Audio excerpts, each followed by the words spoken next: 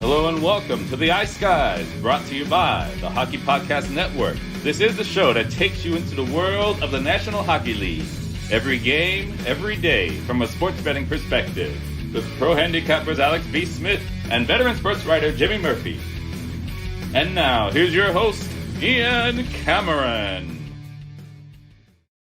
Welcome to the Ice Guys, presented by the Hockey Podcast Network. It is Thursday, December 9th. Ian Cameron with Alex B. Smith right now, ready to break down the Thursday NHL card. A big slate as usual on a Thursday in the NHL tonight. We've got 10 games on tap, and we will break them all down. Just briefly looking back on last night, 2-0 for the Vancouver Canucks under Bruce Boudreau.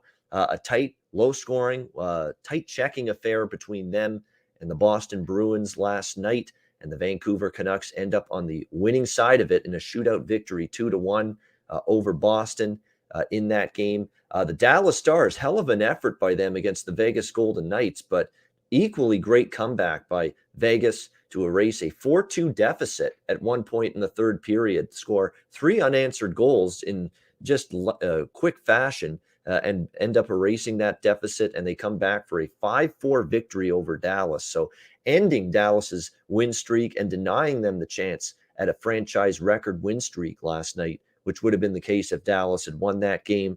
The Flyers' struggles continue, 0-2 for them under the new coach, Mike Yeo. They end up losing 3-0, and predictably, Alex says, he knows Mike Yeo like the back of his hand. It's clear as day. He says, you know what? He opened it up, run and gun, big pace, big, push the puck, move the puck fast against the Colorado Avalanche. Sure enough, he reverts back to dumbing it down against New Jersey. And as Alex has said millions of times in the past, when Yeo does that, the offense dries up. Yep. That's exactly what happened. Isn't it like clockwork, Alex? You know that guy very well, don't you? It is. Like I said, I got to see it close up and firsthand, living in Minnesota and watching the Wild. And it's just, and the fans were actually really kind of supportive of him until they got to the very end. But I was telling people for a while, like, this guy just really doesn't have it all together. He's a great, assistant coach. If you just have him focus on the defense and the power and the penalty kill, he's adequate, more than adequate. But when you start throwing in the offensive game into the mix, and like I said, it's amazing how you look at Colorado last night too, the outburst they had against the Rangers. You wonder, wow, if they had played at that level right off the bat against Philly and got some goaltending, that game could have been, they could have given up 10 goals, Philly. So like I said, it's a mess for them right now. Yeah, it's a mess for them. They score enough finally against Colorado, and they give up 7. They play better defensively last night. Now can't score 1 against New Jersey. It's that kind of rut right now for the Philadelphia Flyers. So that was that game. And of course, the Avalanche and the Rangers, the other game last night. Thrilling, entertaining game. Congrats to Andrew liked Colorado in regulation. It cashed. I was on the over in that game. It cashed. So 2-0 for Andrew and I on that Avalanche Rangers game last night. It ended up going over the total. Man, this Colorado team's scary.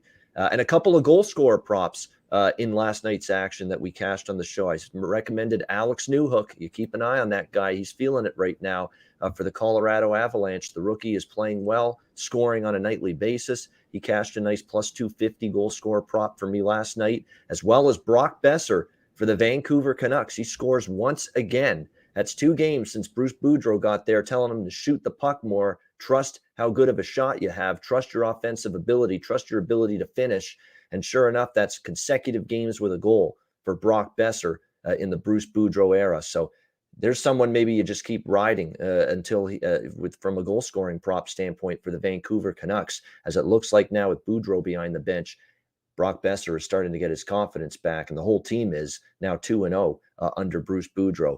We welcome back. It's been a few days. He's been dealing with some stuff away from the show, but Jimmy Murphy is back with us here finally. Jimmy, before we even get your thoughts on last night, we haven't had a chance to talk to you on this show here since all this coaching shuffling took place over the weekend. What did you think of the changes, specifically with the Flyers and with the Canucks?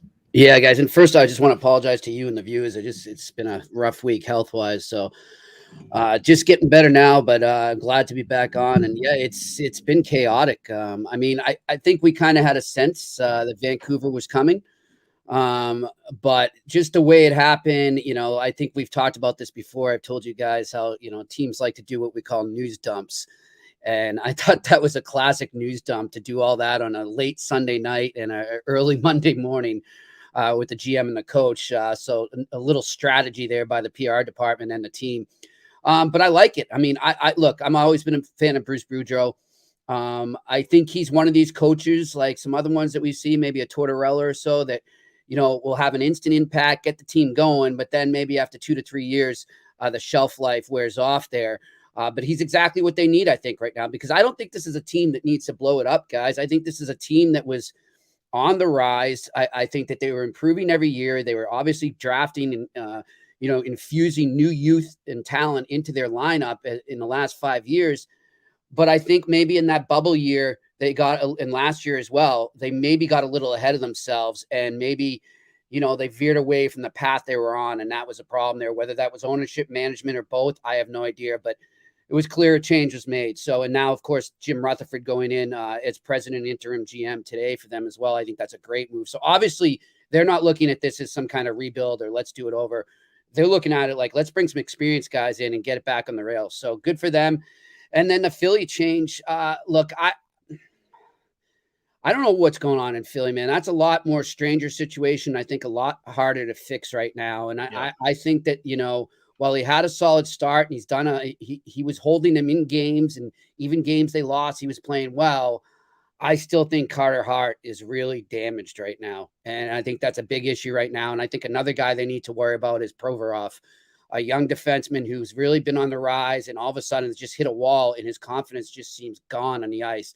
So I don't know if this was really a coaching issue as much as maybe management needs to look at this roster and see what they really have. And maybe that's a team that does need to switch gears and go in a different direction. We'll see, but I haven't liked the response from them at all.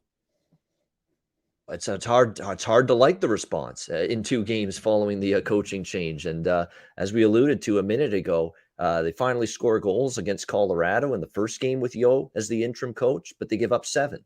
And last night they try to revert and clean it up defensively, and they do a better job there. And now they can't score, and they get shut out by New Jersey last night. That's just the way it's going right now for the Flyers. They're not getting both ends of the ice to mesh and go together at the same time, and that's a big problem. Andrew, thoughts on last night? Yeah, I mean, I thought it was a pretty interesting night. I mean, first of all, guys, I got to say, my main bet that I had was that Colorado in regulation, but I leaned towards the over, never ended up getting there to the window. But what a weird second period that was. I had kind of some backlash from people about me talking about that hit from Trouba. So I figured I'd just talk about it on here for a second. I think that McKinnon had his head down. There's no denying it. Obviously, I'm a McKinnon fan because he's local for me, but he had his head down. You can't get caught with your head down whatsoever like that. But, you got to look at the first contact and kind of where that went. I'm looking forward to seeing what you guys had to say about that. But, it's kind of funny just to see, I shouldn't say even the word funny, but for that stuff to happen, not just once, but on back-to-back nights with the same player, catching 2 different people. But, hey, he caught 2 different people in vulnerable spots. One was a suicide pass, and one was a guy having his head down in the really, really bad spot. The question is, when you're 6 foot, I don't know how tall he is. I'm a pretty tall guy myself. I'm like 6'4", 6'5". When I'm on the ice, if I'm body checking somebody, I have to get lower. I had people replying to my tweet saying, well, it's not his fault, he's tall.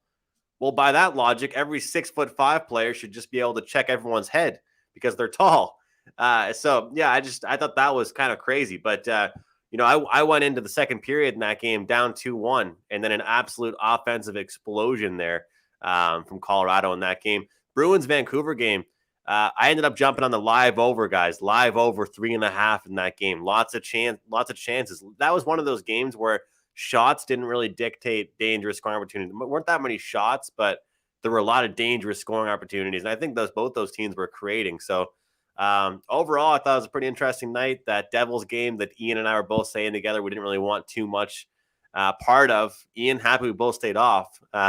We both said dog or pass, and Devils win it in low-scoring fashion. So, yeah, those are my thoughts really on the night yesterday. I didn't have too much action besides that Colorado play. Yeah, they were both big hits. I mean, the Kara hit or Kara against Chicago, and then of course the hit last night against McInnis for Colorado. I think the hit last night was a little bit cleaner than the one against Chicago, in my opinion. What I think though about the response from Landeskog, look, every hit that happens, it seems like someone's jumping in, but I don't mind that. I'd rather drop the gloves, fight the guy, than do what the Leafs and Jets did with those shenanigans on Sunday night, where it's like tooth for a tooth or an eye for an eye. Remember when Pionk kneed Sandin for the Leafs and Spezza? Now they're trying to vouch for him and get his suspension reduced, but that was a poor play by Spezza. Yeah. He clearly targeted that knee and wanted redemption and revenge. And like I say, tooth for a tooth, an eye for an eye. That's not the way you handle it when there's a hit that you don't like against one of your teammates. You do what Landeskog did last night. You drop the gloves, you fight the guy and say, hey, that's our guy. That's Nate McKinnon. Don't do that again. Even if it was a clean hit, we're not letting you get away with that. That's our guy. Fight him, get it over with, take care of it with a little scuffle, and off you go. Keep the game going. Yep. Yeah, I completely agree with that. Not just like you said with last night, but even the night before. After the Kara hit, it was Stillman who jumped in, and I mean, he held his own as much as he could. He kind of got outworked in that fight, but the fact that you dropped the gloves and answered the bell, that's huge. I'm happy by the players that it's been responding like that the last 2 days, but I'm also extremely disappointed with the league. Still nothing for player safety. 2 days in a row with 2 very dirty hits. I mean, especially, and the people are talking about all the angles. They're trying to go over this like the JFK film with Kara, saying that his shoulder, he was down, his shoulder was tucked in. No, you can clearly see that he's basically like holding his arm up, like he's trying to rest his head on it when Trouba's coming in to swing.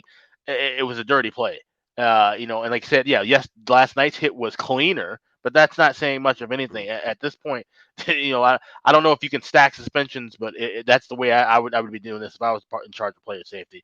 Trouba would not be seeing the ice for a while because these are 2, just like I said, very dirty hits, and especially when you hit a star player, we like to say there's no star treatment, but we know there is. You hit a player like McKinnon, that's probably going to weigh more as well if it's suspension. The thing is, that Blackhawks one was definitely a suicide pass, Alex. That's the thing. It was it's the person that's making the. He was in the trolley tracks, as Don Cherry. Right. Yeah, and I get that too. And like I said, but if he doesn't have that arm up, I'm all fine for it. He still would have probably knocked him out cold. That's the thing. He didn't have to raise his elbow up and drive that home any harder. So there's both sides of that fault of what happened, but the proof is there. The fact that he did raise the arm, that should be a suspendable offense. Yeah. Guys, I just want to say too, like, look, I agree with you, Alex, and like I get your frustration and everything, but when I look at it, I'm trying to look at it within the eyes of the Department of Player Safety right now, and within the rules, which I completely disagree with. They're clean hits, but they're not clean hits. Let's call a spade, and that's what frustrates me about the whole situation is that these are still allowed within the rules from a league that is still ongoing in multiple concussion lawsuits and has preached to us how much they're trying to correct safety in the game and get headshots out of the game. And I don't think that's going to happen until you just say any contact with the head is a 1-game suspension or more, depending on the magnitude of it. You need to just draw a line and that's it, or else we're going to have these discussions till the cows come home and it's not going to matter. And these guys are going to keep doing it. And I think Trouba is a perfect example. He said, well, they didn't get me last night. Let's see if I can do it again tonight. Yeah. And if you're what's the rule, Jimmy? What's the rule that makes it like it's because didn't he make contact with the head? It's the way it's first of all, they're going to say, like you guys, like you've been saying, Andrew, and that's going to be their big campaign against it is that he had it, that the victim had his head down. The guy that was hit had his head down and shouldn't have had his head down. And because that head was down, that meant the head was unavoidable to contact. Okay. And if you can see in the hits, now I'm with Alex. If you really look closely on the first, I don't think so as much with McKinnon, but I definitely think so on Kara. He put the chicken wing up on Kara for sure. I mean, you see it, and I still haven't seen that reverse angle that would clearly show that. But even in all the angles I've seen, he put the chicken wing up at the last second, little raise, and that should have been a suspension. Yep. Last night, though, in terms of targeting the head, I don't think he was targeting McKinnon's head. I think he was seriously trying to just rattle him and give him a nice big hit and send a message. But he still hit the head. There's people saying, adopt what the double IHF does. You know, at World Hockey Championship, World Juniors, just zero head contact at all. Yeah, not allowed. They're all about playing tag on ice. I don't think that should happen. You can still hit though. I mean, let's say he doesn't make contact with the head and either hit.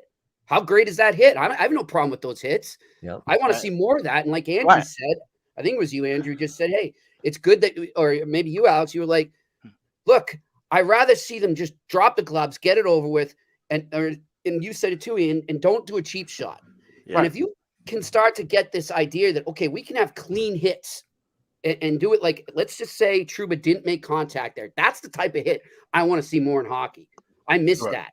The problem is they're just reckless out there. These guys don't know how to hit, and they're told so many different things by player safety. They don't know what's legal, what's not, and it's a mess. And I blame all this on player safety and all this on the league that lies that they care about head safety.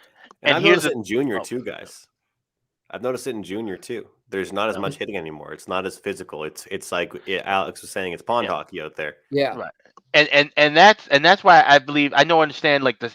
You obviously want to promote even more safety with the younger group, but I also think that having some of those rules, and you can even kind of tag it into the fighting as well, taking those precautions in junior now leaves for the kind of shit we've seen in the league in the last few years. Guys who don't know how to fight, guys who are taking more cheap shots because they never were taught how to properly hit someone. I think that's got a problem with the, if you want to look at it from an advancement factor. But even with player safety, here's the issue. All right, we all are pretty much in agreement that the Trouba hit on Kara was suspendable. So then that means he shouldn't have played in the game last night where he had a chance to hit McKinnon. So that's the way you want to look at it too. And it's almost like a retraining of the NHL player has to go on, kind of like what we've seen in football the last few years with the defensive backs, where, now they've got to basically target lower their helmet so they're not hitting the helmet area or the head area, hit them in the chest, the sternum. That's where your aiming point has to change. And I think now that's what they're going to try to say to these players in the NHL, that, look, you've got to change your aiming point. You got to change the scope on your rifle a little bit and aim lower. So to speak, below the head, below the neck area, to avoid maybe some of these hits that we think on paper look clean, but don't always, appear that way, and sometimes have damaging and dangerous consequences. And Ian, you brought up Don Cherry, and I go back to two things Don Cherry said so many times when he was on air. Ever since they came back from that first keep your head up. I was not that, but I also agree with him, and a lot of people disagree with it because it did help bring more entertainment to the game. It did put the game back on the map, is when they took out the red line. They need to put the red line back in. Either that or you need to change the equipment. Those elbow pads are complete weapons. And Cherry said it all the time, and he was absolutely right. You got a guy coming down on you with an elbow, with like basically a weapon on his elbow at 25 miles an hour. What the hell do you think is going to happen to somebody's head?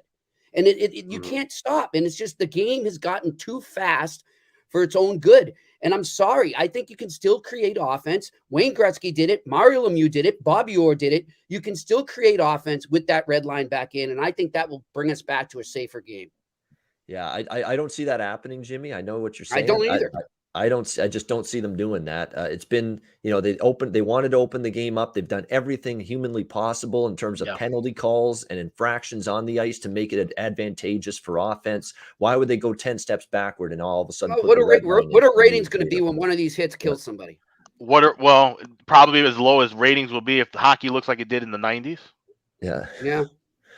Where it's pretty good in the 80s though. Yeah, it was, but then defenses made adjustments, so the point about the equipment that Jimmy made is valid. You look at the equipment and it's like freaking, Teflon or steel right now, what they're wearing underneath the jersey. Now you compare that to the 70s and the 80s and the equipment, there's no comparison.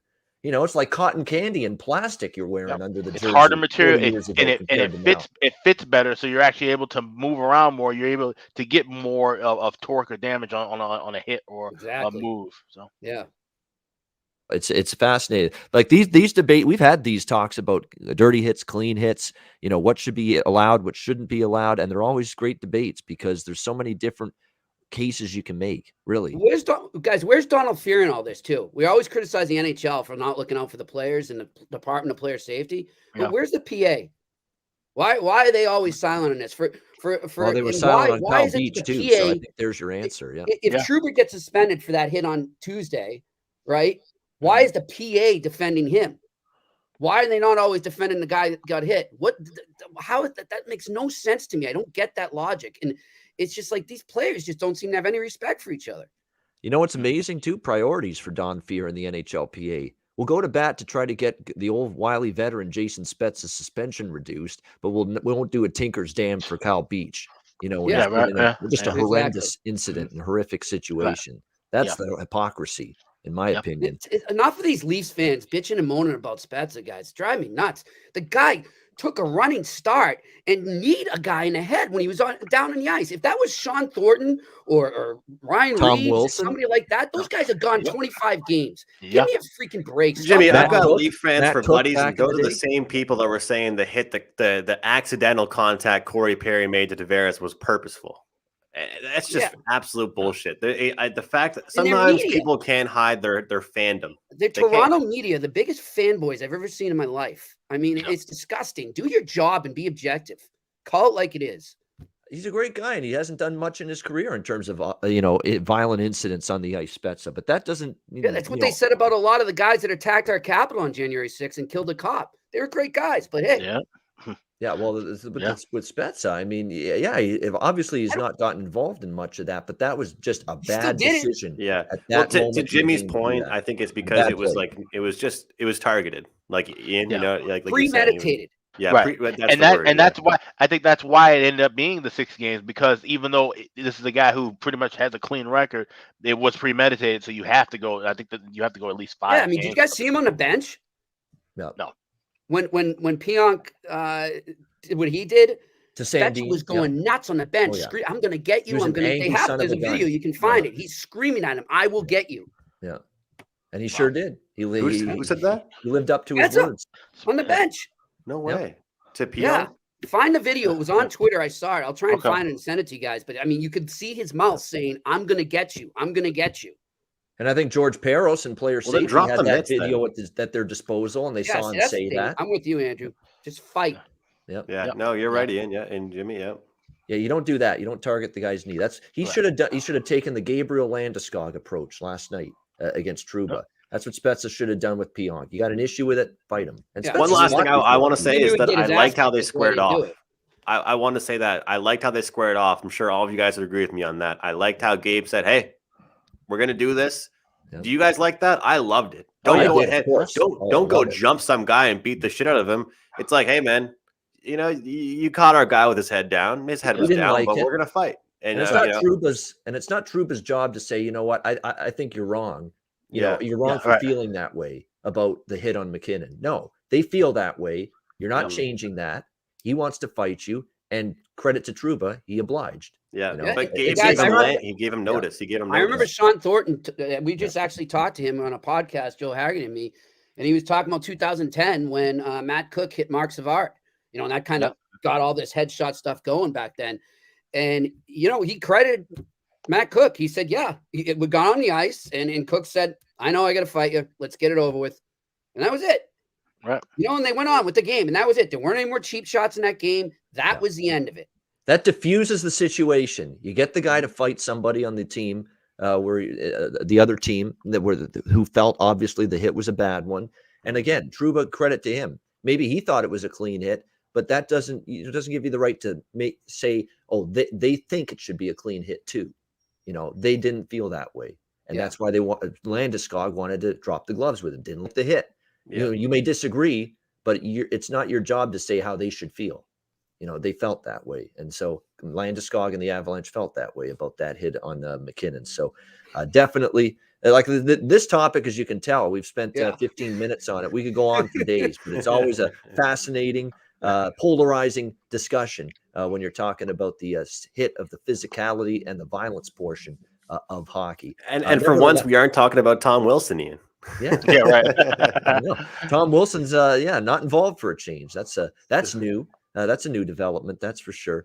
But we'll focus our attention now. We'll flip it to betting related discussion now moving forward because we have a 10-game card to break down. We'll start with the Tampa Bay Lightning and the Toronto Maple Leafs, a really good one here. Toronto minus 130, home favorites, 5.5 the total, shaded to the under in this game. The Toronto Maple Leafs playing some great hockey. We've talked about that for a while now. It's been a good run for them. They bounced back from a couple of road losses, albeit to pretty good teams. Minnesota, Winnipeg beat Columbus 5-4 the other night. They led 5-1 in that game, kind of let it get interesting late, but really they were in control. A lot of those goals were real late in garbage time for Columbus in that game. Still impressed with the Leafs in that game for how they came out strong for an injury-riddled team a little bit. We talked about how Spezza is, once again going to serve another game of his suspension tonight. Mitch Marner's going to be out, until the late part of this month. Travis Dermott on the blue line is out with a shoulder injury. Rasmus Sandin now is going to be out for a period of time. So there's cluster injuries on the blue line a little bit.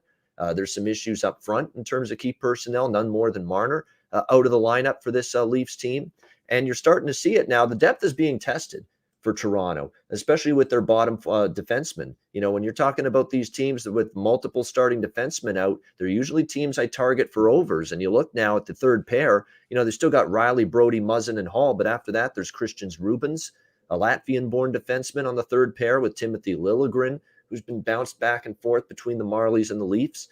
So you've got some youth and some inexperience and on the third pair for this Toronto team. And maybe that's not necessarily the best of things playing Tampa Bay here in this game. Tampa Bay stole one from Montreal the other night, 3-2 win after being down 2-1 in that game. But still, they've played relatively well considering who they're without. They've been without Kucherov for a while. They've been without Braden Point now for a long period of time. Anthony Cirelli, an undisclosed injury, may not be in the lineup tonight as well for Tampa Bay. So they've taken their hits a little bit, particularly up front. But you look at the team offensively, really hasn't hurt them much. They've still scored 3 goals or more in 5 straight games going into tonight. And all of a sudden, this Leaf team has trended over after a huge run to the under earlier this season. 5 straight overs for Toronto going into this game tonight here. So that's the way I would lean here, is over 5.5. You're talking about plus 100, basically even money for over 5.5 in this game. A team with multiple starting defensemen out, which is usually an over situation for me when I see that. And you're still talking about, even with Marner out for the Leafs and no Cirelli potentially, and of course no Point in Kucherov for Tampa Bay. Stamkos has still stepped up. Palat has stepped up.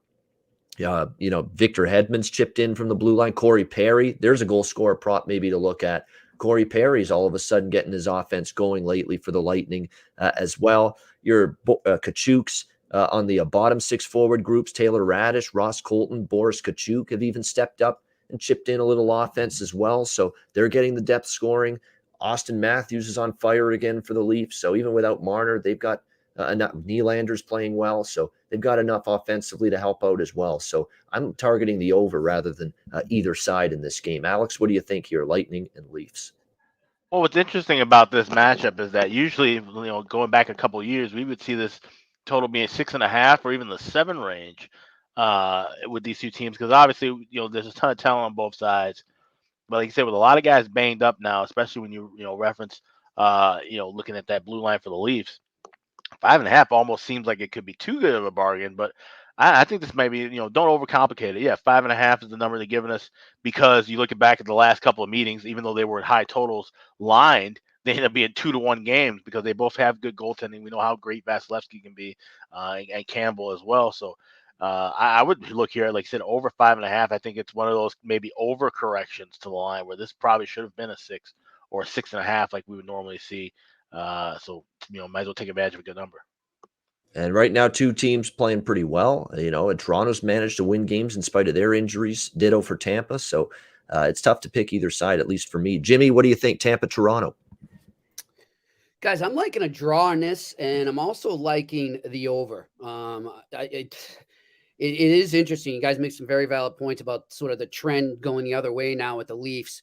And then you look at Tampa, though, like you said, Ian, they keep scoring. And it just shows you the depth they have. It's really scary. And the fact that they're going to get those other guys back eventually is scary news for the NHL. But I like a great game here. I think these two teams are going to try and make a statement with each other for Atlantic Division supremacy here.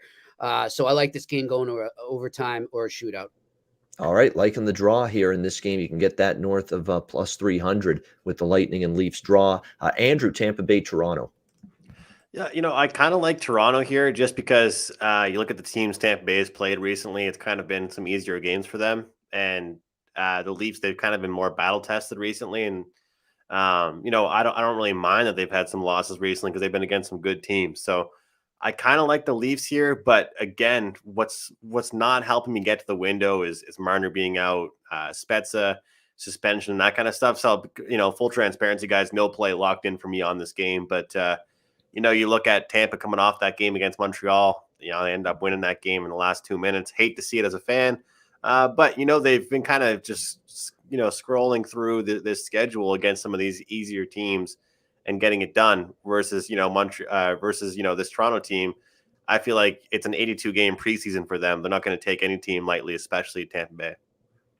Yeah, it should be an interesting one. Michael Bunting has stepped up in a top line role with playing alongside Matthews and Wayne Simmons on that top line to give them a little bit of a physical element on that line. Kerfoot, Tavares, Nylander's been a good line. And look, what a great time with the injuries mounting for Nick Ritchie to finally score like he did the other night for Toronto as well. So that speaks to how they've been able to still find some secondary, third, fourth options offensively, despite the injury to Mitch Marner the last couple of games. All right, Chicago, Montreal. We've got Chicago minus 135, road favorites, 5.5 the total in this game. Montreal, just I don't know what else to say. There's nothing more you can say. It's just they keep finding ways to lose. It's just another one the other night against Tampa. I don't know how they just not only lose that game, but lose it in regulation when they're up 2-1 with under 5 minutes to go and don't get a point out of that game. But now it's their fourth straight loss. Not very good at all for this Montreal team. They're beyond banged up and riddled with key absences. Let me rhyme it off for you again. Yoel Armia, Christian Dvorak is now day-to-day and not likely to suit up tonight. I mean, it is an infirmary right now for Montreal, and it's full. Josh Anderson, Joel Edmondson, Brendan Gallagher, Jeff Petrie, Sammy Niku, Tyler Toffoli. I mean, that's not even counting Weber and Price that have been out, most of the year for them. So, it's just absolutely a riddled team from an injury standpoint and an absence standpoint at the moment. Look, they actually battled pretty well against Tampa, but still couldn't find a way to pull that one out. Chicago, you look at them looking to bounce back from a 6-2 loss the other night against the New York Rangers. And here's an interesting thing about Chicago. Have yet to lose back-to-back consecutive games in Derek King's tenure here as the coach with Chicago. So you pretty much know where I'm going here. Chicago minus 135. It's just too much to ask, I think, right now for the Habs to beat anybody with this mash unit of a lineup that Dominic Ducharme's got to put out there on a nightly basis. It's just tough. It's tough to compete. It's tough to win with what you got right now from a roster standpoint for Montreal. Alex, what do you think here? Blackhawks, Canadiens. Yeah, I'm right there with you. I actually grabbed Chicago minus $1.25 yesterday, and I see $1.30 in a couple of spots. So that's what I would endorse to that. But even up 135 would be my cutoff for sure. I just think this is a good spot here for the Hawks. If you look at that 6-2 loss, that there was a couple of goals that came in late in the empty net and garbage time that inflated that. The Hawks were still pretty competitive for the first 40 minutes again against this Ranger team that we know is really good. They just haven't been able to get their offense rolling. And the power play, we talk about how great things have been since Derek King took over, 8-4, 8-5 record now. They haven't been able to get that power play rolling like they had at the beginning of the year and at times last year under Colton. So there's something there that's missing. And I don't know what pieces need to be mixed up now. One thing that would be interesting is Philip Kurashev was back with the team. Of course, a couple of roster moves had to be made in the absence now of Drew Drakkar going to the IR. Kurashev had kind of gone cold offensively, but he was on the power play unit at the very beginning of the season. Maybe they try to throw him into the mix along with making some other changes. They got to get this power play rolling moving forward if they want to continue to winning. At this point, they're playing a Montreal team. We talk about how 2 goals or less they're going to lose, 3 goals or more they got a good shot at winning. Fleury is trying to get his 500th career win. He is confirmed as a starter in net tonight, so I know they're trying to get that for him as well. I think the Hawks come out with a much better effort throughout the game, not just the first 40 minutes, and they should be able to beat Montreal tonight. Yeah, I agree. This could be a night for Hawks props as well in terms of goal scoring. You've talked about Hagel before. You'd certainly Alex DeBrincat. You can look in that regard. Here's one that I'm definitely betting, and it's just one of those hunch things. He struggled offensively, but he finally scored the other night against the New York Rangers, and that's Kirby Dach. for the Chicago Blackhawks. I think it's a nice buy low situation. Couldn't find the back of the net. Still only has 4 goals on the year, but finally scored against the New York Rangers to end what was a I don't even want to go into how long of a goal drought it was for him, but it was a long one, double digits in terms of games without scoring. Finally scored the other night against the Rangers. You know what it's like with skilled, talented forwards. They get that first goal. Sometimes the floodgates open a little bit in the games subsequent. So Kirby Dach for me for a goal scorer prop. That's the one I like the most in this game. Jimmy, what do you think here? Chicago, Montreal. Yeah, guys, I got 2 plays on this, and great point by Alex. I was going to point that out too, with Fleury going for that milestone tonight. And of course, he's in his home province of Quebec, where he's had historical success there. He always gets up for those games in Montreal, really takes pride in playing well. Probably have some family in the building there as well. I could see him pitching a shutout today. I really could. So I'm going with the Blackhawks puck line. And I'm going with the under 5.5. I know it's a 5.5, but I just got a good feeling that Fleury's going to pitch a gem here for the Blackhawks. His numbers against Montreal are good. In Montreal are good. And when you look at Marc-Andre Fleury, and by the way, it'll be Jake Allen in net for Montreal again tonight. But other than the rough game against the Rangers the other night, he's allowed more than 2 goals just once since the early part of November. So he has been really rock solid, Marc-Andre Fleury.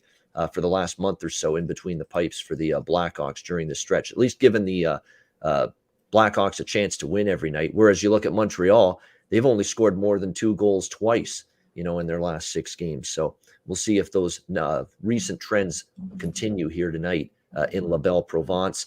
Andrew, I know it's a tough time this year, but hey, better days will arrive for this team again, I'm sure. What do you think here? Chicago, Montreal.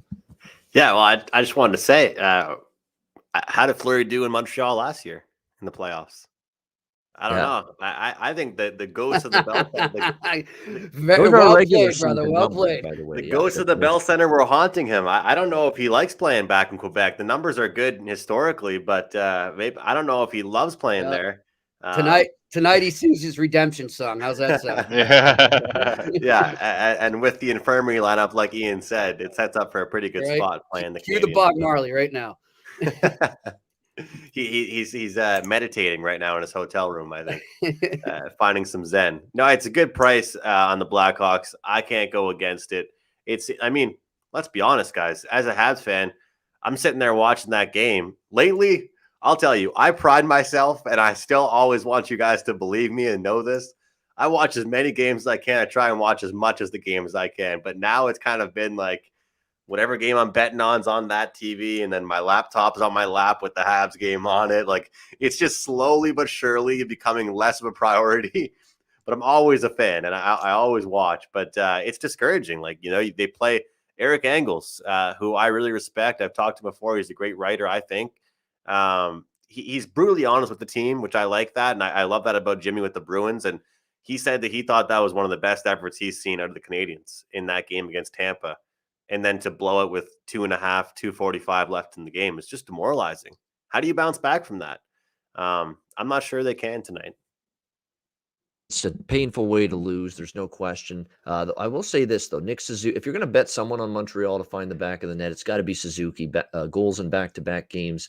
Hoffman's at a little bright light every now and then offensively as well for Montreal. But those have been the guys lately that have been scoring. Nobody else really has been doing that for the Montreal Canadiens during this rough stretch of theirs. Anaheim, Columbus. We've got even money both sides here, 5.5 the total in this game. Anaheim, so far on this road trip, 1-1. They lost in a shootout to Washington and then shut out the Buffalo Sabres on Tuesday night by a score of 2-0. We'll see if they can continue their winning ways tonight against Columbus, who are off a 5-4 loss to the Toronto Maple Leafs. They're back home now in this game against the Ducks in this matchup.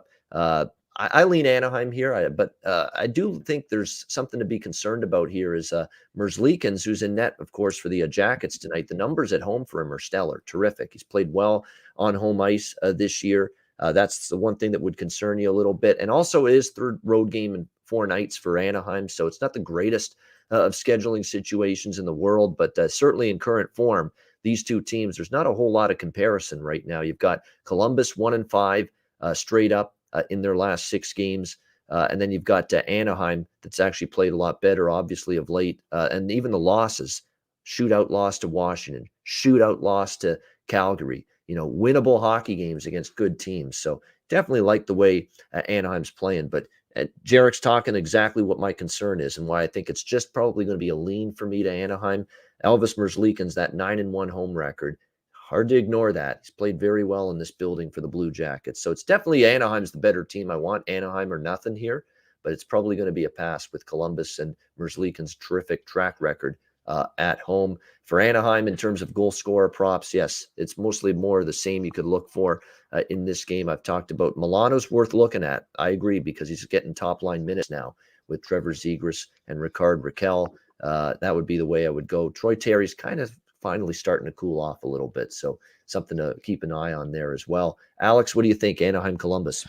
Yeah, this is one where I'm not going to overthink it too much. I just like the over here, 5.5, even with Merzlikins in that. But this is a Columbus team that's been getting up goals in bunches, and I feel like the books kind of just automatically made this 5.5 because you look at Anaheim and it's John Gibson in that, and you just automatically assume, okay, not going to be a whole lot of goal scoring, but he's had some clunkers that he's thrown in there so far this season as well. So 5.5 at a reasonable price. I like the over. I think we could definitely see this one get over, and then like I said, Columbus could still win it, but I feel like 6 goals is not a lot to ask out of these two.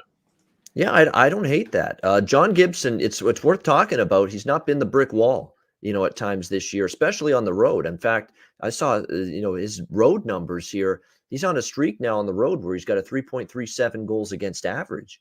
That's not great. Those aren't great John Gibson type of numbers. 3.37 goals against average for him on the road lately, which isn't the best numbers you could imagine for him. And look, in terms of goals against for Gibson lately, you look at some of these numbers for him. He gave up 4 at Seattle, struggled a little bit in that game. At Vancouver, he gave up 2. At Vegas, he gave up 4. At Minnesota, he gave up 4. At Winnipeg, he gave up 4. The common thread with all of those numbers for Gibson, they're all on the road. So it goes part and parcel with that 3.37 goals against average for him lately on the road. So he has had trouble at times keeping the puck out of the net for Anaheim when he's playing away from the Honda Center. Jimmy, what do you think here? Ducks, Blue Jackets. Yeah, and as you guys are talking about that, I'm thinking about Gibson right now, and you kind of look at Anaheim, right? They got all these young, skilled players and have really surprised us offensively. Whereas in the last few years, they would just kind of hang on for dear life and play kind of a prevent defense out there and just play sort of a trap game, right? And they've opened it up now. Makes me wonder, what was Gibson benefiting from that tight defensive trap system in front of him all these years, and now he can't handle this run and gun in front of him? Who knows? It's something to look at as we go forward here. But as far as this game goes, yeah, I'm all about the goals too. Give me the first period over and the total over as well. All right, there we go. Jimmy going for the double up here, over 1.5, minus 125, and also the full game over 5.5 here, around minus 115. All right, Andrew, what do you think here, Anaheim, Columbus? Yeah, I looked at this game and I wanted to take a shot with Anaheim, but they've been playing a lot of different games lately where they've been super low scoring, but it's not always been against the best of competition. And I'm not saying that's what it is today, but they're playing a team that gives up goals, that is prone to higher scoring games. I think we could see that between these two teams. And it's just funny because I used to always joke with you guys about how I should play every game under for Anaheim, and now I'm saying, hey, take the over, and it's just how we make our adjustments. So small lean to the over, not really a game I love tonight.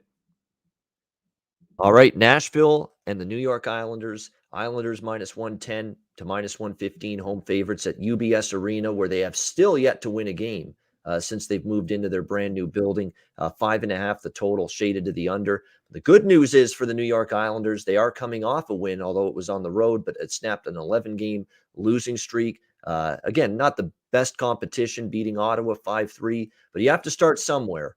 When you are absolutely, just your head's way below water, underwater, you've got to somehow get out of it some way.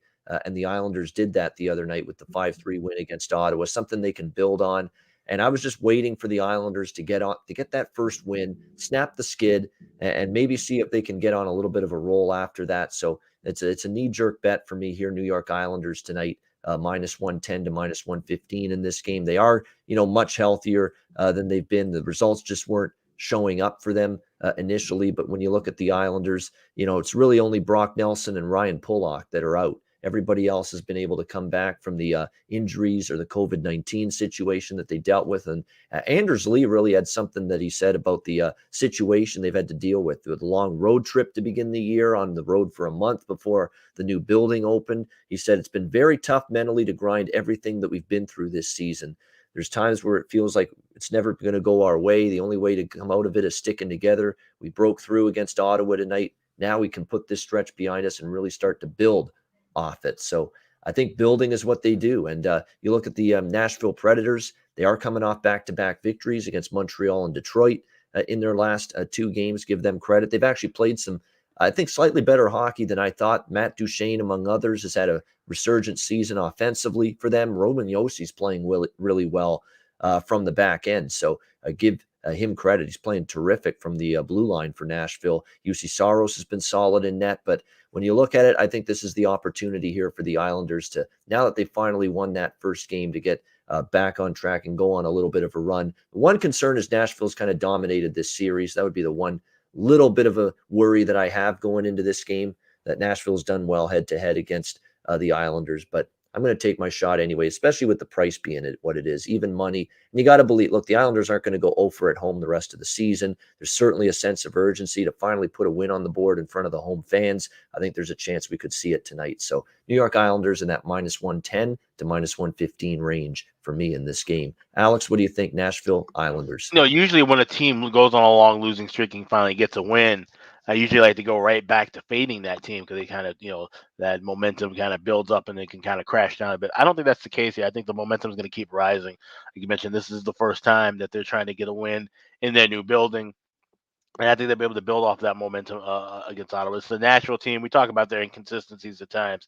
They're playing better hockey than I think we all thought, but they still have that propensity to kind of give up some goals, have a bad game, not get a whole lot generated offensively. And of course, the Islanders play the style of hockey they want. They won't give you that many chances to get things done offensively. So I like the Islanders here. I was actually able to grab it early this morning at -$1.05, but I like it all the way up to $1.15. All right, liking the Islanders, Alex, as well. Jimmy, Predators, Islanders. Yeah, I'm with Alex on this. I think the Islanders might be primed for a little run here. I mean, they can't be as bad as they have. And I think, Anders Lee isn't necessarily whining or making excuses. He's just telling the truth. And let's not forget what the team, as well as every other NHL team, went through the last 2 years with COVID and everything, and just how upside down their schedules have been, and going to a bubble and all that. It's just kind of been a twilight zone, so to speak. And some teams have come out of it and some haven't. And the Islanders are just starting to come out of it. So I think they get better from here. I like them on the money line as well. All right, liking the Islanders as well. Nashville, by the way, just a 500 team on the road this year. 6-6 is their road record. Andrew, Nashville, New York Islanders. I feel like Alex B here, or when Jimmy says not so fast, because that's kind of what I'm pulling in this game. I'm Mr. Contrarian on this game. Look, it sets up for a good spot. I get it. The entire time that they've been on this losing streak for the Islanders, I said, I got to see him win one. And I've seen so many people jumping on, no, this is the spot. This is the spot. And I said, I'm going to wait until they win a game.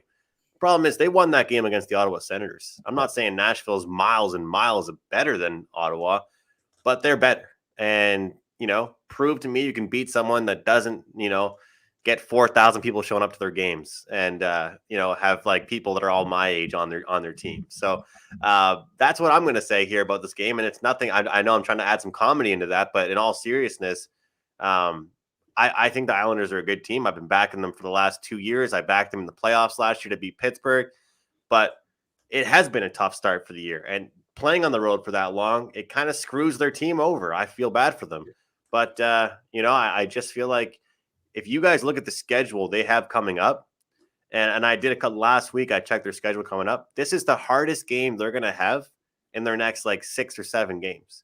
They've got a cakewalk. And I mean, no games are a cakewalk, especially for a team playing like them. But I love checking the schedules and my handicapping, and they've got a lot easier games to back them in coming up. So this might be the hardest one they're going to play in the next week and a half. So let's see if they can roll. And I think they have the ability to do that. But I'm not all aboard the Islanders train after beating the Ottawa Senators.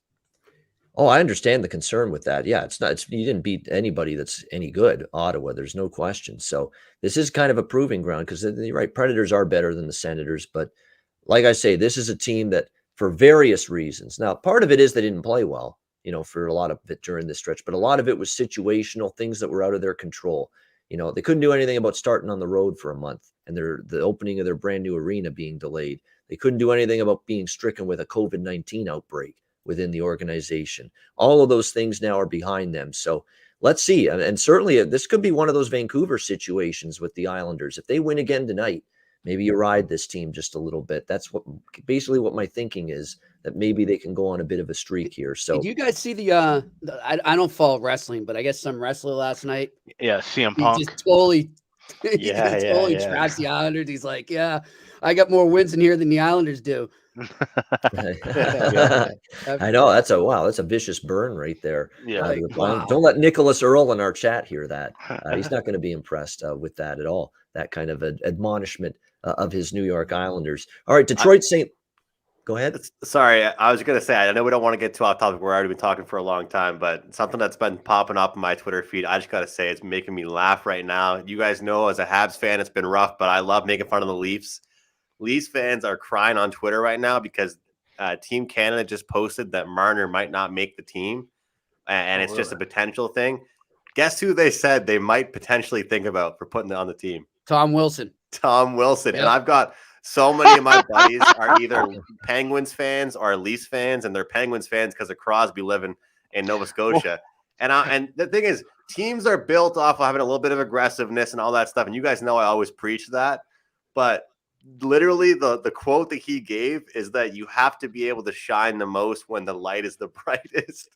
And seeing what Marner did last year in the playoffs against my Habs and all the Leaf fans crying about that was shining all right. It's just he shined a nice little turd for is everybody with that performance. That's about it. That's the only thing he was shining. But if Tom Wilson is the guy that is the swap, I'm gonna laugh for a day straight. That's insane. You think the league would try to even step in if at all possible to get in the way of that? The league's making a whole big deal about we need to still have the Olympics so we can promote the game, and all of a sudden you bring arguably the dirtiest player in the league into the Olympics. Like, that's insane. Jimmy, what do you think? Yeah, I don't know what's going on here. And they said, I don't know. I heard somebody talking about, I think it was Elliot Friedman saying, that they expect USA to be a physical team. But I mean, it's the Olympics, man. How physical do the Olympics get? You know what I mean? Yeah, right. Especially when they're going to be playing in the same grouping as the host country, China, whose team shouldn't really have qualified for the Olympics, but because of the host country, so they're going to give up 19 goals a night. Germany is not exactly the powerhouse physical team as far as the Olympic competition is concerned. So yeah, it's unnecessary. Give me Team China plus 21.5. Yeah, that might really be a thing. That might really be the actual line in that game when it's Canada or anyway, even US first, because US is going to be a damn good team as well. I like the way that. We can get into another time, guys, but I don't know if you can get any odds on this right now in Vegas, but I would bet that they're not going to the Olympics. I don't think. I would too. Yeah. I know we're getting ahead of ourselves. It's 50-50 at best, according to Darren Drager and some others I've heard about them even going. When do they have to decide, Jimmy? January 10th. Wow, pretty late. Cutting it close. Yeah, I know. Because don't the Olympics start February 10th? Yeah. I was surprised that's a deadline. You truthfully, Jimmy, think it's like 50-50 right now? Yeah, I think it's 50-50 at best right now. Wow. Yeah. Definitely not a given that we're going to see. At first, it was just COVID, but now with all the international relations and everything that's going on with the U.S. putting an economic boycott on them, diplomatic, I mean, this is getting ugly, and so it's going to be interesting to see how other countries respond to that as well. And that's political boycott, Ternsey, is what it was for Canada. Right. Political boycott. Yeah. Yep. So it means they'd still participate. That's the truth right now. Yeah, definitely. I think that's where we're at. I think before you bet anything futures with the Olympic hockey tournament, you wait to make sure this is actually going to happen. Well, here's the thing. I mean, the tournament would still happen even without U.S. and Canada potentially. Now, unless the whole Olympics get canceled, that's a whole nother thing. But I would actually maybe argue, look at you probably get a better price here on a squad like Russia because they won't need all their NHL players. They've got enough guys at the KHL to take care of who they're playing. Good So point. maybe That's a grab great that price point, now yeah. because what might be plus 150 or even minus 150, however much whatever they're laying, that's going to jump to probably minus 1,000. I mean, basically bet on any teams that are buddies with China. Yeah. But I don't know how many there are, but Yeah, exactly. The ones that'll just, hey, we're going to roll out Chinese there allies, and participate anyway. Yeah. All right. Detroit, St. Louis. We got St. Louis minus 170 home favorite, 6 the total in this game. Look, Blues are the better of these two teams, but give me Detroit here in this one. No way I'm laying minus 170 with Charlie Lindgren. Sorry. Can't do that. Won't do that. At all. And he's going to be in net for the St. Louis Blues tonight in this game. And all this Detroit Red Wings team does is battle. I know they finally fell to Nashville the other night 5-2, but they had won 5 in a row before that. This is a divisional battle here between these two teams. Detroit actually beat St. Louis 4-2 a couple of weeks ago in this one. Red Wings 5-2, their last 7 visits into the Midwest city, St. Louis, against the Blues. So that's a pretty good track record. More than anything, look, I like the effort you get every single night from the Detroit Red Wings, and I like that Dylan Larkin said after the 5 straight wins, the loss to Nashville, he called out his team. He said they outbattled us, they outworked us. We won 5 games in a row, and we just didn't execute. He was pretty pointed with his comments that, hey, we got to be a whole lot better here. So, you got to look for some live dogs every now and then, and I think this is a live dog here coming off a game the captain wasn't happy, Dylan Larkin. Before that, they were playing well. I don't trust St. Louis's netminder laying a price like this. So give me Detroit here, plus 155. And I also like the over in this game here. When you look at it, that's trended over in the series history lately with these two teams. Look at the recent head-to-head meetings here. 4-2, 5-4, 5-2, 4-3. A lot of higher scoring games between the Red Wings and the Blues in recent head-to-head meetings. Detroit's gone over the total in 3 straight games. St. Louis over the total in 5 straight games overall. So over the total, and I'm going to take a shot with the Red Wings here as a dog in addition to that. Alex, what do you think here, Detroit, St. Louis? Yeah, like you mentioned, these are teams that are former division rivals back in the day, and then the hatred, back in when it's the old Central, right? But the hatred is not. It's interesting because where like Chicago, Detroit still has the rivalry. Granted, they did play last year. St. Louis and Detroit, that hatred has kind of subsided quite a bit from where it was in the late 80s and early 90s. So that won't be a factor. But like you said, Charlie Lindgren definitely should be laying a price with him right now. And we've seen Detroit cash as a solid dog in some other spots. So I definitely would be looking at, taking a spot with Detroit. As far as the total goes, I would just lean to the over. Obviously, expecting Lindgren may not have as sharp of a start, but Detroit's also one of those teams that they can try to get some wins, 3-1, 3-2, especially with Nedeljkovic standing on his head and playing well. So I'm going to stay away from the over. I'll just go with Detroit and for the money line. Yeah, Detroit money line, you can get plus 150 to plus 155 right now with that. Jimmy, Red Wings and Blues. Yeah, I mean, when I saw this, I was a little stunned at what big dog Detroit is right here. And I guess, they're just not getting a lot of respect right now. I get their last game wasn't that pretty, but at the same time, I mean, this Detroit team has played well above expectations, and they've proven that they're not going to go away. They're going to be a pain in the neck for teams on most nights. And but then I kind of look at St. Louis, and it's like, was that win they just had, that comeback win, and turning things? Does that turn things around for them? Is that what they needed to jumpstart? But I'm going to pass on this. I mean, I'm tempted to take that Detroit line, but I'm just like, there's something fishy here. So I'm going to pass on this one. Yeah, and you look at so many of the wins for Detroit. They've had a bunch this year where, against Boston, Jimmy, you and I like the Red Wings against the Bruins. They were in this kind of price range, more than plus 150. They've had more than a few big dog cash as plus 150 dogs. I'll probably end up jumping on it, but right now I'll pass. Yeah, definitely. But you get my point, though. Detroit's been playing competitive. They had won 5 in a row before the streak was snapped by Nashville the other night. Lindgren, of course. Not a trustworthy goalie in this price range, in my mind. To be honest, St. Louis as a team isn't trustworthy in this price range. They've been very up and down lately. Andrew, what do you think here, Detroit, St. Louis? Yeah, that's pretty much whenever I talk about this Blues team, I feel like I'm just talking about one game good, one game, where the hell are you again? They seem to be a real spurty team. I thought that they would be a lot more consistent, go on little mini win streaks, go on many losing streaks, not kind of a win one, lose one type of team. So, yeah, for me, it's dog or pass in this game. But I do like the over here, guys. I think we're going to see some goals. I think we're going to see St. Louis find the net. But I feel like we're going to see a speedy Detroit team kind of, do what they've been doing, which is get pucks deep, and actually not as much getting pucks deep, just carrying the puck in. They've got a lot of guys with great hands, and they aren't scared to shoot the puck. So I always come on here and talk about how there's a difference between dangerous scoring opportunities and shots on goal. But if you take a look at it, Detroit's one of the highest teams in the league as far as, shots on goal per game. They don't hesitate to put the puck on net. I feel like we could see some goals here tonight. Yeah, and again, usually when you have both teams on consecutive game over the total streaks going into the game, like Detroit and St. Louis are, that's usually an over bet for me, and that is indeed the case here. All right, before we continue to the second half of the card for this Thursday, we'll mention DraftKings, official sports betting partner of the NFL and NHL. You'll be a winner with just 1 point scored in NFL action on Sunday. New customers who bet just $1 on any team to score can win $100 in free bets. It's that simple. If DraftKings Sportsbook isn't available in your state yet, you can still play for huge cash prizes all season long with DraftKings Daily Fantasy Sports Contest. DraftKings giving all new customers a free shot at millions of dollars in total prizes with their first deposit. Download the DraftKings Sportsbook app now. Use promo code THPN. Bet $1 on any team to score and win $100 in free bets. If they score, you score with promo code THPN.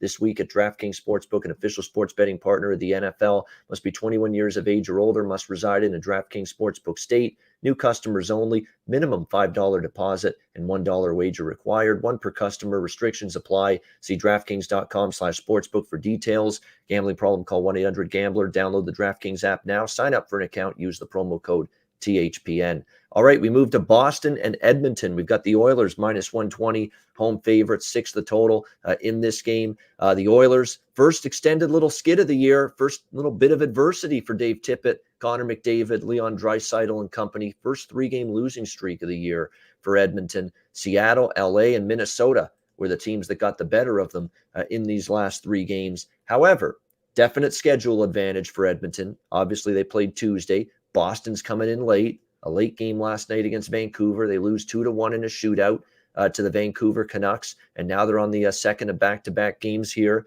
in this setting against the Edmonton Oilers. And look, Dave Tippett kind of dropped the hammer on this team with the performance they had the other night. Just sloppy with the puck. And hasn't liked the way they've played here the last couple of games, seeing some issues. And even the offense, we don't usually think of Edmonton having games where they get held to 1 goal only in consecutive games. But we've seen that. This could be a night for Edmonton to bounce back offensively. You know how I feel about situations like this where you've got a fatigued team coming in, second night of back-to-back games on the road, and a Boston team that, look, when they've played anybody good, when they've played anybody with some offensive potency, they've struggled to defend in their own zone. That's been a consistent with the Boston Bruins throughout the course of the season. And again, every time they've had to answer the call against a pretty solid opponent, they've come up short.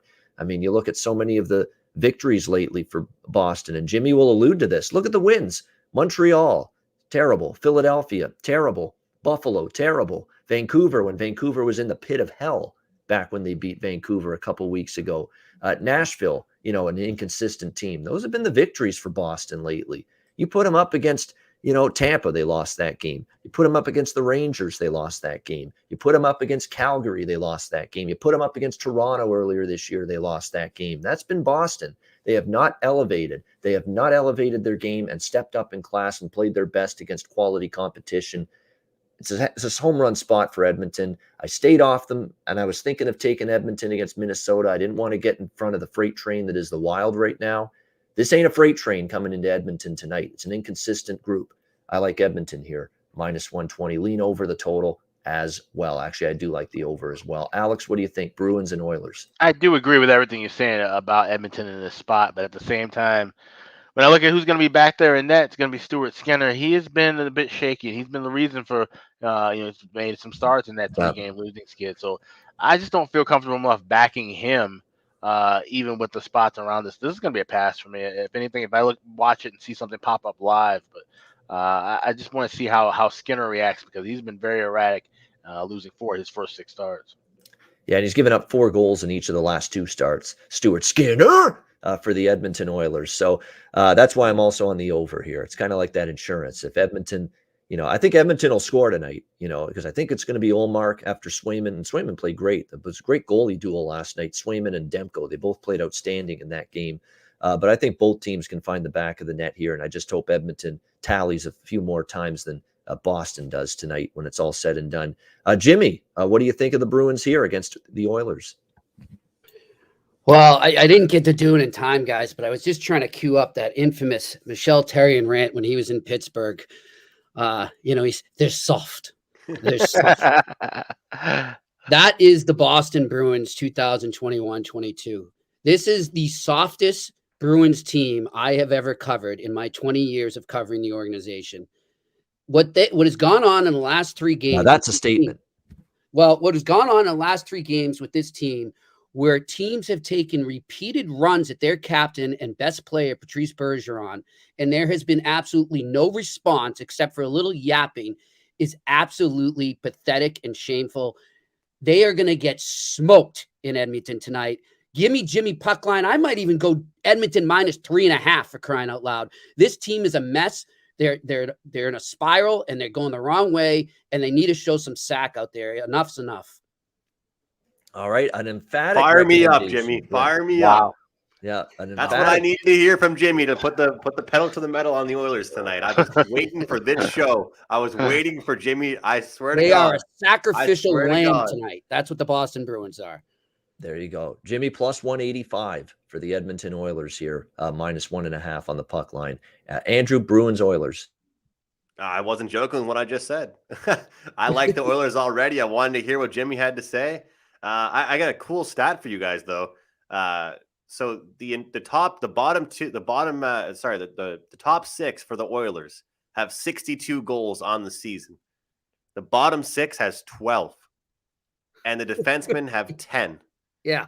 I was sitting here talking about all season long how much more depth this team had.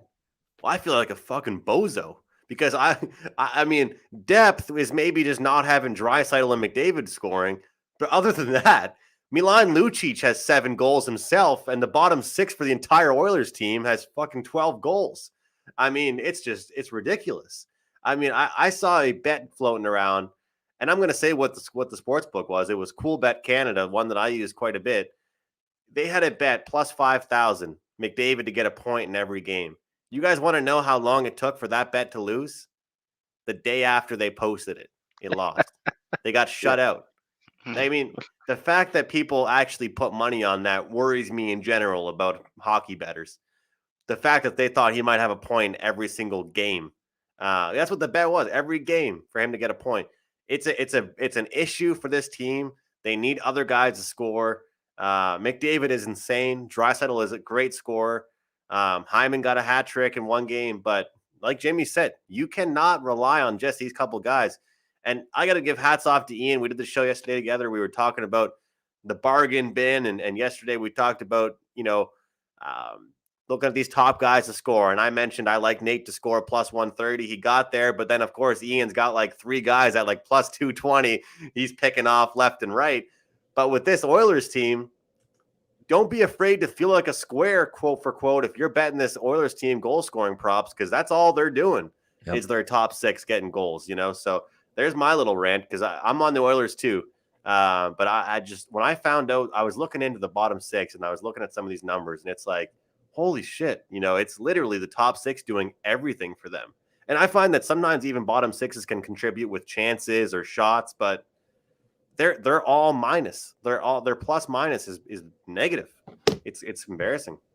Yeah, when you look at the Edmonton Oilers scoring chart this year, I guess you could say, or the score sheet, you got Draisaitl with 21 goals, McDavid with 16 goals, Hyman with 11. You can maybe put Puljujarvi with 8 up there as guys that have gotten it done, and then it's a huge drop off. Everybody else is like 1, 2, 0, 3 goals this season for the Edmonton Oilers. So you're right, that third and the fourth line in particular, not giving them a whole lot. And this has been a theme for the Oilers for 4 or 5 years now in the Connor McDavid era. They just haven't consistently found offense from the third and the fourth line. But that's also an issue with the Boston side going into this game tonight.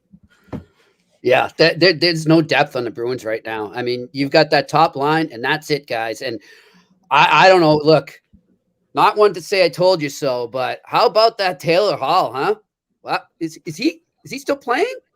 I haven't seen him out there in a while. Have you guys noticed? I don't know. Is he still on the Bruins? He earned his contract. He got his. He came back. Yeah. The pay stub say so. Yeah. That reminds me of like an NBA player that like goes to a team at the deadline or something like that and just plays well enough to get, a contract back the next year. What's his contract, Jimmy? Do you know off the top of your head? Damn, I forget. I'll get it up. What's the term? Like how many years? 2 years? I want to say 3. 3 years? 5 goals in 22 games for Taylor Hall right now. Yeah. And by the way, Marchand, Bergeron, and Pasternak, they have 8 or 9 goals, all 3 of them. They each have either 8 or 9. Nobody has double digits in goals on this Boston team. Yeah. Wow. 4 years, it's $6 million cap hit. Yeah. Oh, he gave you that little glimpse of, wow, the amazement in the playoffs. And you're right, this year after the contract. And yeah, not much. Not much so far this year from Taylor Hall. And that's a guy they need. He's got to be a guy that gives them more than he's given them so far. And then you got Linus Ullmark, the most wonderful signing of the offseason coming into the net tonight. So I'm telling you guys, load up on the Oilers. All right. With confidence, says Jimmy, take the Edmonton Oilers tonight. All right. I will, Jimmy. There you go. I think, and that goes for me as well, with the over as well, though, for me in this one. Carolina, Calgary. We've got Calgary minus 130, home favorites, 5.5 the total in this game. This is a kind of a weird spot. It's for Carolina. They had a 3-game losing streak. They bounced back to win 2 in a row against Buffalo, and then they started off the road trip with a win against the Jets, 4-2 the other night. It's not exactly a bet on spot for Calgary, but again, we've said this before about them returning home off a road trip. They've actually been better than a lot of teams in this situation, and they are coming off a couple of losses here going into this game, losing, of course, the last 2 to Vegas and San Jose the other night. We'll see if they bounce back here. And it's 2 teams I like the way they're both playing. So this is one of the rare for me on this card, one of the rare passes on this Thursday NHL card for me. Alex, what do you think here? Hurricanes, Flames. This is actually a game I have circled to be a draw. I want to kind of see. I was trying to check and see what the goaltending matchups of those. I know Markstrom's going for Flames, but just trying to see between with Anderson. Should be Anderson for Carolina because I don't think it's a back-to-back for Carolina. Yeah. So I'd expect Anderson. So with Anderson, I feel comfortable enough. I'll play the draw here. I could see this one. He said these are 2 good teams playing their own styles, hitting their own strides in the current form. I could see where this could be a 2-2 or a 3-3 game. Yeah. Again, this is normally a bet against spot for a lot of teams. First home game off a road trip. Calgary's been one of those teams this year where they've actually still won in this kind of spot. So that's what's keeping me off the Carolina side tonight. Jimmy, what do you think? Canes and Flames. Yeah, guys, this is an interesting game. Look, a game we could be safe to say we see late in the season in the Stanley Cup final. I mean, these are 2 contenders right now, guys. And I think both teams are going to be up for this game. So I'm going to get on that too. I like the draw as well. I think we see a good back and forth game. I also think it stays under. I think it's going to be a tightly contested defensive game, a lot of play along the boards, and whoever digs deeper is going to get this win. Yeah, Sutter cracking the whip defensively after that San Jose game the other night, 5-3. It wasn't one of Dan Vladar's better games against the Sharks the other night, even though he's played relatively well in net. But Daryl Sutter saying missed assignments, turning pucks over, got to be better than that. So you got to think the cleanup is going to come defensively tonight. So I think the under, in theory, makes sense in this game. Andrew, Carolina, Calgary. It's Carolina or pass for me in this game, and it's nothing against Calgary because the teams they have lost to and the games they've been playing have been competitive recently. But we got a team that's lost to and a team that's won to, and the team that's won to is the underdog here. And I think that Carolina's getting back to Carolina form, a deep team that is physical and they'll win those close games, and I like that about them. So give me the Canes here, underdog here. All right, we have Winnipeg and Seattle, the Jets and the Kraken, even money both sides, 6 the total in this one. Seattle, 13-3 to the over in the last 16 games for them. I've talked about that. I posted it on Twitter the other night. Didn't necessarily expect that from the Kraken because I thought, boy, goals would be hard to come by, but their defense and their goaltending would be solid. They've actually scored a little bit more than I thought, and their defense and goaltending hasn't been as good or as solid as we thought. Grubauer certainly has underperformed based on the comparison to the way he played last year with the Colorado Avalanche. The Winnipeg Jets, they have won 3 of their last 5. They lost 4-2 the other night to the Carolina Hurricanes. It was one of their, one of their poorer games in a while in that loss to Carolina. They only had 18 shots that night. And you got to wonder if playing the Leafs Sunday night, it was a very intense game. Of course, it had those shenanigans with those on-ice incidents in that game between the Leafs and the Jets, and maybe there was just a little bit of a hangover from that for the Jets. So we'll see if they can bounce back here. They are starting a road trip. They're in Vancouver, a mini road trip. It's only a couple games. They're in Vancouver tomorrow night to take on the suddenly resurgent Vancouver Canucks. So the question will be, who gets this start tonight? It's Hellebuyck. They're going to use Connor Hellebuyck tonight in the first of the back-to-back, which means you might end up seeing Eric Comrie tomorrow night for Winnipeg in the game against Vancouver. And of course, it'll be Philip Grubauer in net tonight for Seattle. So, the one I would lean Jets off the loss against Carolina from a side perspective in this game, although Seattle is coming off rather shoddy performance in front of the home fans. And it's a team that had been playing pretty competitively at home a lot this year, but not the case the other night against Pittsburgh, that 6-1 loss. I'm sure they want to play a little bit better than that. So that might keep me off Winnipeg, but I lean to the Jets still, and I certainly like over the total riding this. And even Winnipeg, they've certainly seen their offense get going a little bit lately in the last few games and trend over as well. So the over for me with a lean to Winnipeg. Alex, what do you think here? Jets, Kraken. This is one I'm going to look at the over, which it's funny. I feel like I haven't played a lot of over sixes as of late. Most of the overs I've been hitting are 5.5s, but I think this one, like you said, with Seattle, we've harped over it for a while now about the advanced stats for Grubauer. So, we know what we're going to get from him. He's going to usually give up 2 or 3 goals nowadays. And like you said, with Hellebuyck, he hasn't been a brick wall either. We talk about how Gibson has kind of fell off a bit. There's been some, not so stellar goals let in by Hellebuyck. We talk about the amount of minutes he plays in a given year, and with the condensed schedule, he might be one of those goaltenders to start showing some fatigue.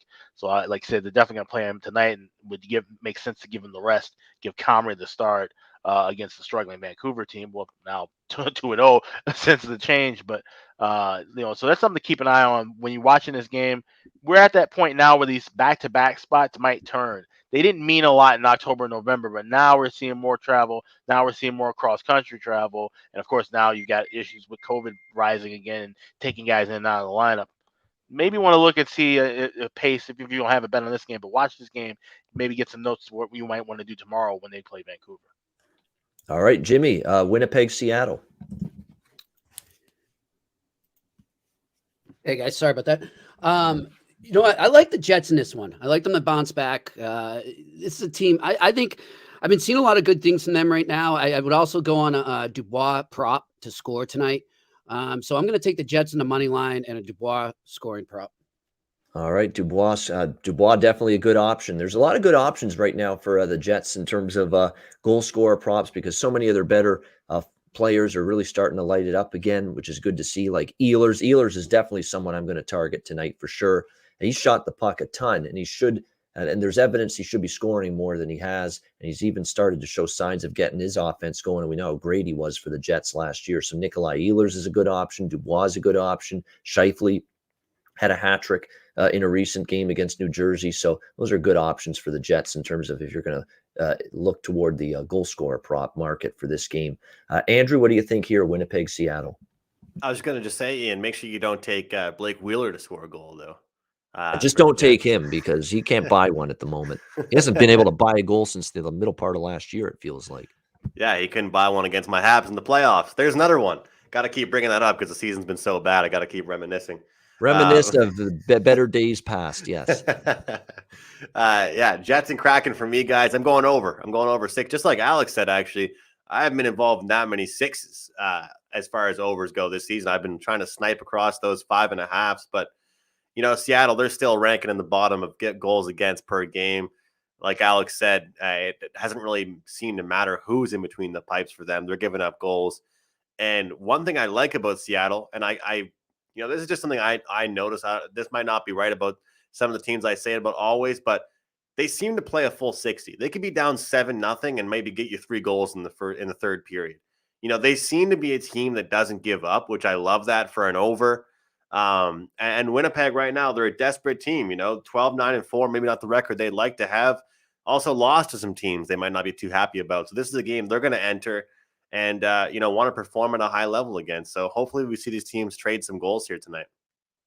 All right. Speaking of teams that may trade some goals tonight, if series history is any indication, we've got Minnesota and San Jose. Minnesota minus 140 road favorites, 6 the total here, shaded to the under.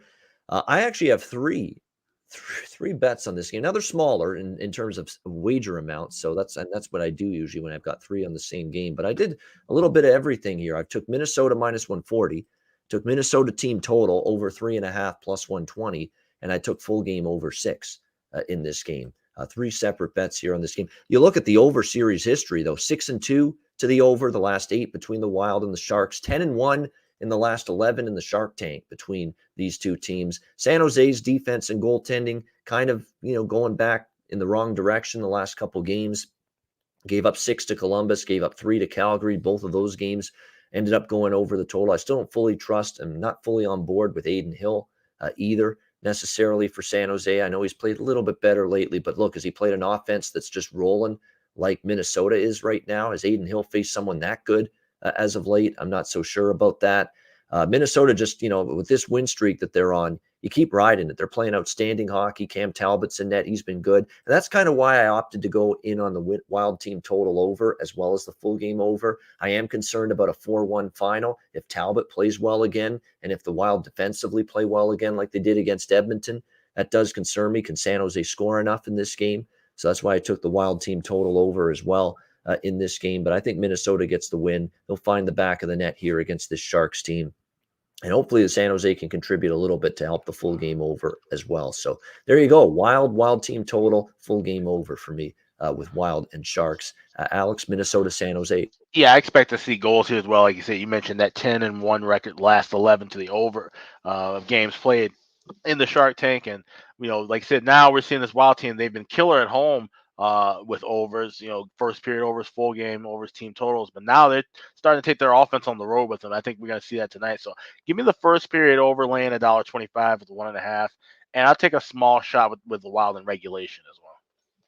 Right, Wild in regulation, adding that one as well, Alex, between the Wild and Sharks. And I remember having the over, and I think Alex did the last meeting, Minnesota, San Jose. It was in Minnesota. We deserved a better fate. Millions of chances. It ended 4-1, no empty net goal late, even though Minnesota in that game, I think they had the goalie pulled for like the last 3-4 minutes of the third period, and we could not get an empty net goal, or we couldn't get a Minnesota goal. 2 chances with an empty net where a player passed the puck rather than shoot it himself. So, yeah. That was a tough one. I think we get it back tonight. Jimmy, what do you think here? Wild Sharks. Yeah, I'm going to jump on the over total, but also the over in the first period as well, guys. One of those Jimmy puck line, and it's Jimmy double up with the totals as well. We've been calling that lately. He's been doing a lot of the first period full game over double ups, and he likes that here with Minnesota, San Jose. Andrew, Wild and Sharks. Yeah, I'm just going to be on the full game over because when you've had the success that you've had, like the Wild, sometimes it slips, especially against a team like they're playing tonight. So that's kind of, I think that, we might see some goals from both teams. And let's be honest here. The Wild, they've won some games that have been absolute track meets. They've earned every one of their victories they've been in recently. They haven't gotten any lucky calls or lucky bounces. They've earned them. But I feel like this game might shock some people by how close it is and how back and forth it is. All right, final game of this Thursday card. Dallas Stars, Los Angeles Kings. Dallas minus 120 to minus 130 road favorites, 5.5 the total in this one. Of course, we saw last night the Dallas Stars win streak come to an end. It was 7 in a row, and they were looking for a franchise record, 8 games in a row. They hadn't had an 8-game win streak in franchise history, and they were denied that record-setting franchise win streak by the Vegas Golden Knights in stunning fashion. Dallas leads most of the game. They were up 3-1. They were up 4-2 in the third period. And then an onslaught from the Vegas Golden Knights, which they're capable of when they play, especially at T-Mobile Arena in the Fortress there. And then all of a sudden, Amadio makes it 4-3. Mark Stone ties it at 4. Max Pacioretty with the game-winning goal to give Vegas the 5-4 win. Unfortunately, ruins a great night for Joe Pavelski, who was terrific last night. A couple of goals from him in that game. I would go with Joe Pavelski again to score tonight. That was a prop that I considered last night. I actually bet it right before face-off. I would go, I forgot to mention it on the show. That was my bad. I would go back to the well with Pavelski here. He's feeling it. He's in very good form at the offensive end of the ice right now. He's just playing with a lot of confidence. You look at his numbers lately. He has scored 5 goals now in the last 6 games. So very impressive numbers for Joe Pavelski of the Stars. So that might be a goal scorer prop to look at in this game. I do lean to Dallas, even though it's the back-to-back for them, even though it's the bubble burst of the win streak, last night losing to Las Vegas. But I think they could bounce back here, even though it's a back-to-back situation. They've dominated LA. Dallas is 6-1 in the last 7 meetings, and they've also won 6 straight here at Staples Center against the Los Angeles Kings. So the Stars have played still some pretty good hockey head-to-head against the Kings. The Kings continue to be pretty up and down and erratic when you look at their play. They are only 2-8 in their last 10 games. The only victory were Ottawa, and they did have a nice win against Edmonton, but wasn't the greatest of spots by any stretch of the imagination for the Kings necessarily there. And Edmonton kind of caught them, in a little bit of a funk for their standards this year. So I would still lean Dallas. It's not something strong, but a small bet for me toward Dallas at -120. Alex, what do you think here? Stars and Kings. Yeah, I would look at Dallas here too as well. And we keep talking about it over and over. I talk about it on another show I do, but goalies need to be listed for sure right now with this, some of these NHL lines, because when you got a team like Dallas that runs 3 goalies and all 3 of them are very different. Ottinger, they're all good. They all deserve to be in the league, but they're all just different styles and affect how you want to bet between Ottinger, Hudobin, and Holtby. So that's something you really got to keep an eye on and follow. And now they're saying more than likely Ottinger. I don't know if it's been confirmed. It was just likely to be confirmed that he would go because Holtby went last night. I like Dallas in this spot. I think, like I said, they can bounce back and get that kind of instant. Let's shake off what happened last night and move forward, get some momentum against the LA team that's just been kind of up and down. If this had been maybe a 2-game losing streak off of the win streak for Dallas, then I might look to take LA. But I think Dallas gets a win here. Yeah, I would almost assuredly expect Jake Ottinger in net tonight for Dallas after Braden Holtby was in last night. And look at Ottinger's numbers, excellent as of late. He enters this game, in great form at the moment for the Dallas Stars. 5-0, 1.41 goals against average, .951 save percentage in his last 6 games. Terrific numbers for the young kid. They might have a goalie of the future here in Jake Ottinger if he keeps continuing to develop and improve as he has so far to this point. Jimmy, what do you think here? Stars versus Kings. Yeah, guys, I'm going to go with the Stars on a money line here. This is just a team that, they had, like you said, Ian, they had that speech. They had that in that meeting, that team only meeting, and they've been great since. It really is remarkable. I mean, how things have, and they said it on the TNT broadcast last night of the Stars Golden Knights game, that really Rick Bowness saying, we know what the problem is, we're going to fix it. And the same night they had the players only meeting, and it's been a totally different night and day Dallas team since then. They've played their best hockey of the season, really, ever since that point. Andrew, Dallas, LA. I feel like the last couple of games here, I've been looking towards overs, but I was talking about this game earlier today, and I looked at it, and we kind of have a Dallas team that, again, this is kind of like similar to Anaheim for me, where I'd come on the ice, guys, with you, this year and then even years ago, talking about how, dead not under team, bet all their games under. This is a team that since you said that night for them, they're scoring goals. They're being involved in higher scoring games. You got an LA team. They just lost 4-0 in their last game against Vancouver, who got their first win in a while. This is a team that I think is going to come out hungry. Both these teams are going to, I think, put forward big efforts. Does it turn into goals? Who knows? But I think we're going to see lots of shots, lots of chances. And if they get power plays, I expect both teams to capitalize. There we go. All right, there's the Thursday NHL card. Right there, all 10 games. Great NHL slate coming up. We appreciate it. And thanks to everybody that joins us live on YouTube every day for the Ice Guys show. We appreciate it. We're here 7 days a week for you. Hit the like button. Make sure you do that on the way out if you haven't done so already. If you're watching on YouTube, hit that like button if you enjoy the show, and I'm assuming you do. All right, time for best bets to wrap up the Thursday edition of the show. Alex, we'll start with you. What do you like for best bet? Yeah, we'll go with some late night action for the best bet here. We go with Minnesota San Jose first period over minus $1.25. Like I said, this Wild team's been scoring left and right, but now they're doing it on the road, and they've had some historically high scoring games in the Shark Tank against San Jose. So let's go with that first period over as my best bet. All right, Minnesota and San Jose, first period over minus 125, over 1.5 minus 125, first period over. Minnesota, San Jose, best bet for Alex B. Smith. Jimmy Murphy, what do you like for your best bet? Give me those Oilers on the puck line. Jimmy puck line for that. Yeah, I knew it. Edmonton minus 1.5, plus 185 against Boston. Edmonton puck line, best bet for Jimmy. All right, Andrew, best bet. Team Jimmy, I'm riding. I already like the Oilers, but I'm riding. I like the money line, and now I'm on the puck line here tonight. Give me the Oilers on the puck line, just like Jimmy. All right, going from a little conservative to a little more aggressive now. One for all for one. Jimmy. That's right. It's like that song with Bryan Adams for the Robin Hood movie way back when. It's all for one. All for one. Yeah, I remember that's from way back in my youth. That song. But Minnesota, all right, Edmonton puck line as well for Andrew. Minus 1.5 plus 185 for his best bet.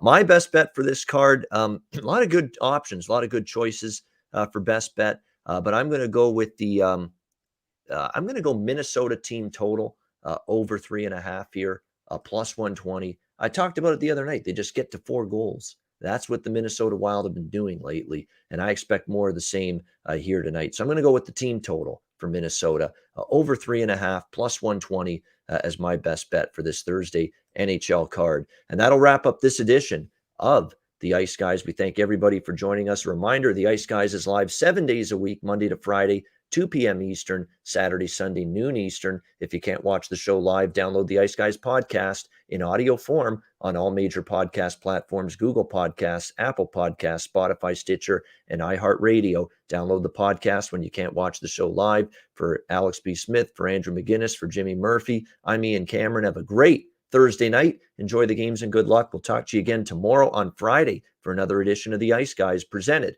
by the Hockey Podcast Network.